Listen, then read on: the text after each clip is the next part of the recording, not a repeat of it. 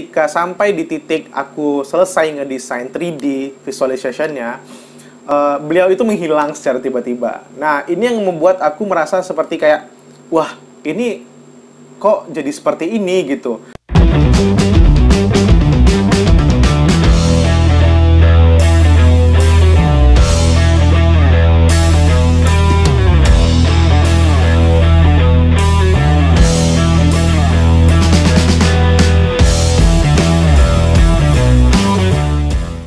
Assalamualaikum warahmatullahi wabarakatuh teman-teman semua. Balik lagi di B Channel. Apa kabar teman-teman? Mudah-mudahan teman-teman dalam keadaan baik, sehat, dan tidak kurang satu apapun. Ya, seperti biasa ya. Karena makin kesini teman-teman itu makin COVID-19 itu makin informasinya makin simpang siur. Ada yang jelas, ada yang tidak jelas. Wah, makin gak jelas makan justru ya teman-teman ya. Tapi kita tetap berdoa, mudah-mudahan teman-teman dalam keadaan baik-baik aja, dan aku pun di sini juga mudah-mudahan tetap dalam keadaan baik-baik aja. Amin ya rabbal alamin. Nah teman-teman, udah lama banget kita nggak balik lagi ke konten orasi. Setelah beberapa minggu ini, aku itu lagi fokus ngembangin segmen terbaru dari YouTube channel aku bareng Cica Indri. Mungkin teman-teman yang belum nonton bisa nonton di link di atas, nanti aku letakin ya. Itu tentang ruang adaptasi ya, dan teman-teman bisa dengarkan beberapa episode yang sudah kita upload. Dan mudah-mudahan kita bisa terus konsisten ya, upload setiap hari Kamis jam 11 siang. Nah, teman-teman bisa pantengin dulu. Nah, untuk orasi edisi sekarang ini teman-teman, yang kali ini aku lupa ini episode berapa ya, tapi ntar ngikut aja gitu ya. Nah, pada episode kali ini tuh aku pengen ngebahas tentang free design. Nah, mungkin teman-teman udah sering banget dengar kata-kata free design ini. Apalagi yang masih notabene-nya sebagai fresh graduate, kemudian belum punya pengalaman yang banyak, dan masih dalam suasana kuliah mungkin menerima job yang dibayar cuma dengan makasih. Nah, ini juga tidak lepas dari pengalaman yang atau jam terbang yang seharusnya kita penuhin dulu, sehingga membuat kita sebagai seorang desainer itu mempunyai harga yang cukup gitu. Nah, di video kali ini teman-teman, aku pengen nge-share sama teman-teman semua dan berdiskusi lagi tentang pengalaman aku sendiri mengenai free design ini teman-teman. Nah, sebelum kita masuk ke pembahasan kita, seperti biasa teman-teman jangan lupa like, comment, dan subscribe video aku dulu. Dan bantu aku juga untuk terus mengembangkan channel ini teman-teman menjadi lebih baik untuk kedepannya. Amin rabbal alamin.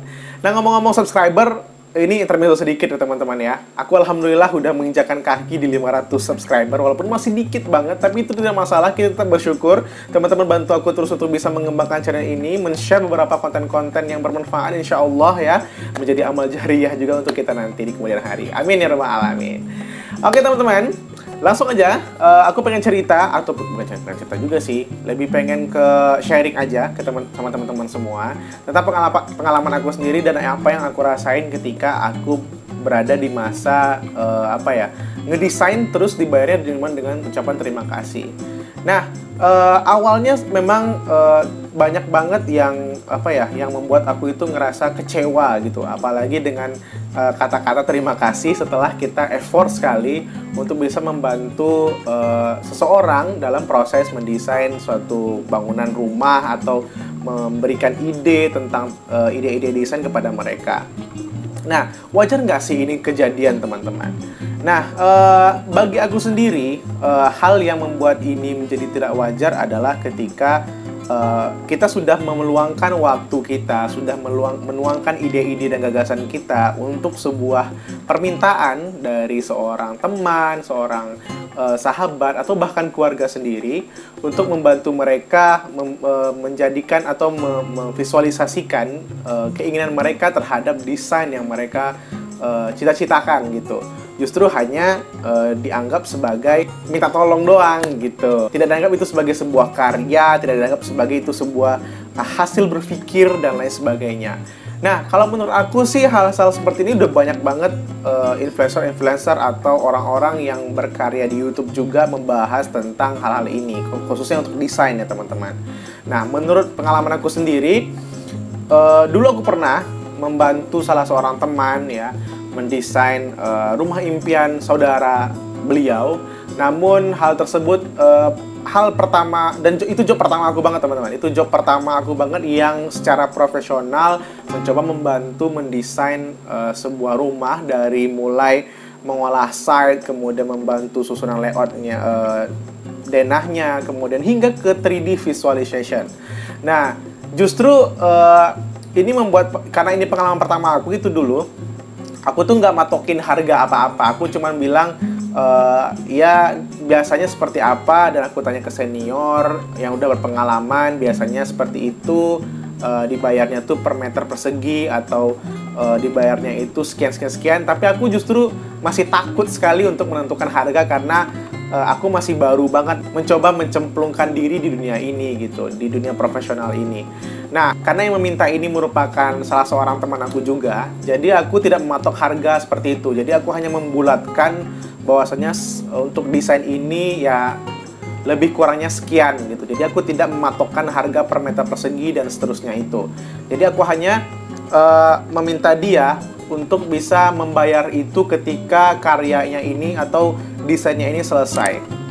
Nah, seiring berjalannya waktu, aku terus berusaha untuk memberikan yang terbaik ya, karena ini merupakan titik awal aku mencoba untuk mendesain secara real di lapangan mengenai bangunan hunian ya ketika itu. Nah, seiring berjalannya waktu, beliau masih bisa dihubungin terus revisi terus berlanjut ya. Karena memang ini permintaan beliau dan tidak ada MOU di awalnya, jadi revisinya ya sesuka hati aja kali ya. Karena aku juga masih belum menganggap diri ini terlalu hebat untuk itu. Jadi aku ya, kalau memang direvisi dan dia memang sukanya seperti apa, aku masih ngikutin jalur banget waktu itu, masih ngikutin apa kehendak dari dia. Namun lama-kelamaan teman-teman, ketika sampai di titik aku selesai ngedesain 3D visualization-nya, beliau itu menghilang secara tiba-tiba. Nah, ini yang membuat aku merasa seperti kayak, wah, ini kok jadi seperti ini gitu. Kok tidak ada penghargaan, tidak ada apa istilahnya kalau di dunia persahabatan itu segan menyegani gitu antara kita gitu. Nah, tapi memang setelah itu aku nggak pernah lagi kontak sama beliau, tidak pernah ada lagi membicarakan masalah desain itu, ya hilang begitu aja gitu.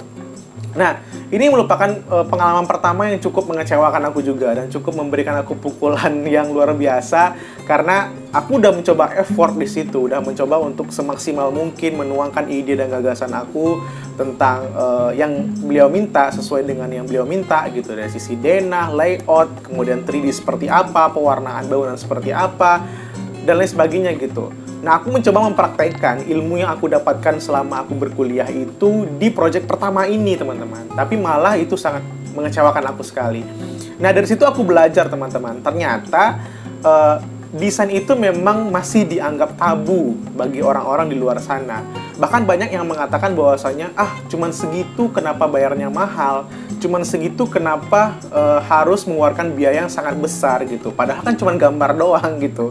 Come on teman-teman, ini bukan cuma tentang gambar doang. Ini tentang sebuah gagasan, sebuah ide yang kita tuangkan melalui visualisasi. Nah, sebenarnya apa sih yang membuat kita bisa dibayar mahal untuk sebuah desain?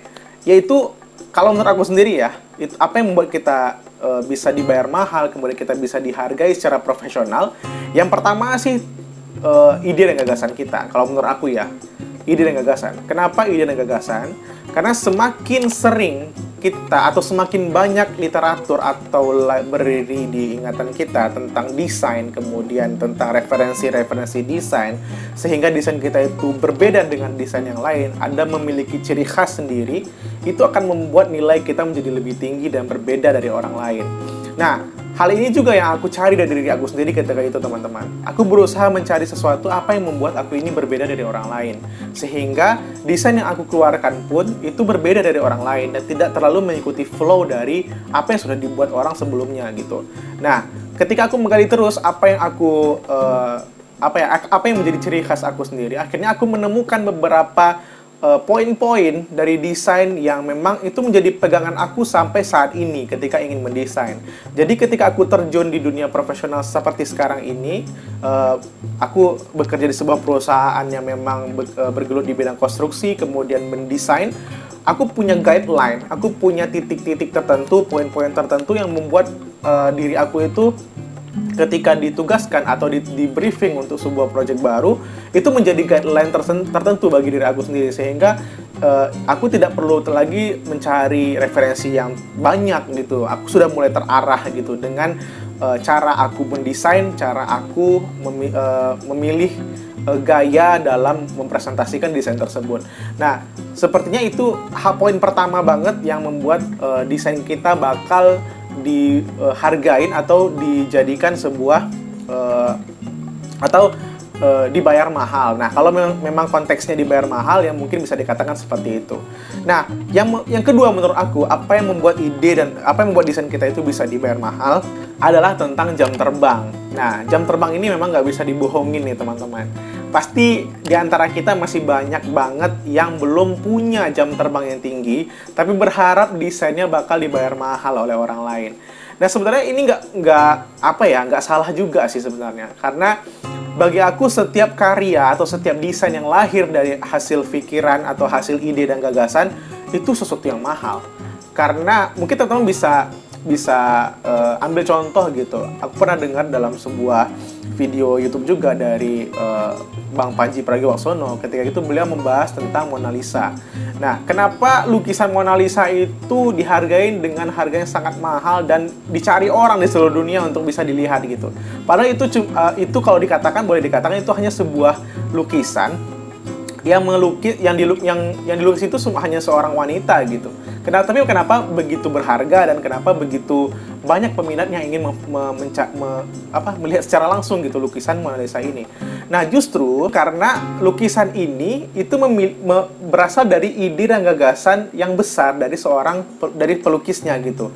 Dan juga itu memiliki story di belakang itu gitu. Nah, jadi apa yang melandasi desain kita itu akan menjadi lebih dihargai, yaitu tadi jam terbang, kemudian ide dan gagasan tadi.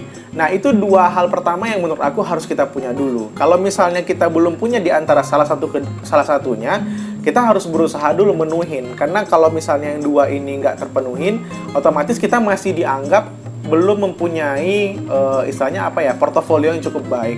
Nah, karena kalau di bidang desain kan kita harus paling tidak mempresentasikan portofolio desain kita dengan menarik, sehingga orang pun yang melihat portofolio desain kita itu merasa bahwasanya kita itu cukup mumpuni dalam hal ini dan kita layak dibayar dengan yang kita inginkan.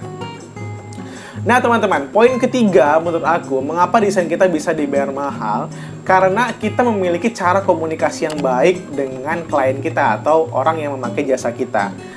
Ini paling susah banget ya teman-teman, karena kebanyakan sih desainer-desainer atau teman-teman yang baru tamat itu merasa memiliki idealisme sendiri. Nah, merasa memiliki gaya desain sendiri, sehingga apa yang teman-teman keluarkan itu hanya berdasarkan kemauan teman-teman, tanpa kita banyak briefing dengan klien, tanpa kita banyak tahu tentang apa mau klien.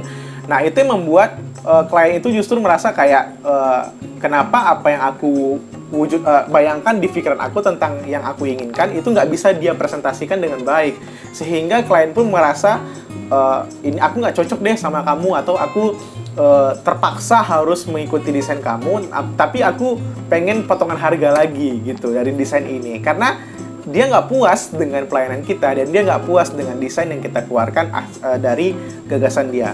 Memang kebanyakan dari kita sebagai calon-calon arsitek, sebagai arsitek-arsitek pun mungkin pengen sekali idealismenya itu terpenuhi dari sebuah desain. Hanya saja ada satu hal yang harus kita pertimbangkan, yaitu keinginan klien dan idealisme ini harus memiliki titik temu, teman-teman. Jadi semuanya tidak hanya tentang idealisme kita. Jadi harus memiliki jembatan antara itu, sehingga jembatan inilah yang nanti akan membuat teman-teman itu memiliki nilai yang lebih tinggi lagi, karena klien puas dengan desainnya, kemudian klien karena semakin tingkat kepercayaan klien itu semakin tinggi, maka teman-teman akan direkomendasikan lagi oleh dia gitu. Nah, mengapa aku mengatakan seperti itu teman-teman? Dalam sebuah teori marketing ya yang aku tahu, yang pernah sempat aku dengar dan pelajari, bahwasanya penilaian konsumen atau penilaian klien terhadap produk yang kita tawarkan itu merupakan sebuah titik kunci bagaimana kita seterusnya gitu. Nah, jikalau berbicara tentang desain, berarti kita memiliki produk yang namanya adalah desain. Otomatis bagaimana ketika kita pandai mengemas desain ini sehingga klien yang kita naungi ini, beliau merasa puas dan kemudian bisa merekomendasikan kita ke orang yang dia kenal lagi ketika orang tersebut membutuhkan jasa desain lagi. Nah, sistem marketing seperti ini justru yang harus kita ciptakan teman-teman. Tanpa kita sadari sebenarnya kita sudah melaksanakan teori-teori marketing yang seharusnya kita lakukan gitu. Nah, salah satu cara ya untuk bisa meningkatkan ini selain dari komunikasi dengan klien tadi adalah yaitu memperbaharui dan mempercantik portofolio tadi. Nah, ketika klien datang, terus pasti klien berpikir apa saja sih yang sudah kita buat, apa saja sih karya yang sudah kita selesaikan gitu. Nah, dari portofolio dan bagaimana cara kita mengemas portofolio itu juga menjadi bahan pertimbangan, sehingga semakin banyak portofolio kita yang sudah dibangun atau semakin banyak award yang kita dapatkan dari karya-karya kita dan itu kita lampirkan di portofolio, sehingga klien tersebut akan lebih percaya dan lebih mampu menanamkan modal atau menanamkan investasi dia dengan desain kita gitu. Jadi beliau tidak merasa seperti takut-takut untuk bisa meng-hire kita sebagai desainernya. Nah teman-teman, kalau menurut aku sih dari pengalaman aku tadi dan kemudian dari beberapa hal yang aku dapatkan sendiri dari pengalaman aku itu saja yang bisa aku share pada kali ini teman-teman, kesempatan yang ini. Dan mudah-mudahan mungkin teman-teman yang lain yang di luar sana yang mendengarkan video aku ini juga punya pengalaman tersendiri. Kita bisa diskusi di kolom komentar ya teman-teman ya. Mudah-mudahan apa yang aku share ini bisa menjadi acuan juga atau wacana juga bagi teman-teman yang mungkin baru memulai ingin terjun ke dunia profesional atau ingin terjun ke dunia desain lebih lanjut lagi. Karena jujur aku juga masih pemula ya. Tapi paling tidak apa yang aku share ini adalah apa yang aku rasain di lapangan teman-teman. Nah, oke teman-teman, mungkin itu aja yang dapat aku sampaikan pada video kali ini teman-teman. Mudah-mudahan bermanfaat. Jangan lupa bantu aku untuk bisa like, komen, dan subscribe video ini teman-teman. Kemudian di-share ke semua teman-teman yang lain yang ada di luar sana yang ingin terjun ke dunia desain juga. Dan kita sama-sama membangun channel ini menjadi lebih baik lagi ke depannya. Amin ya rabbal alamin. Oke teman-teman, keep positive, smart, and kreatif. Assalamualaikum warahmatullahi wabarakatuh. Sampai jumpa di video selanjutnya. Dah.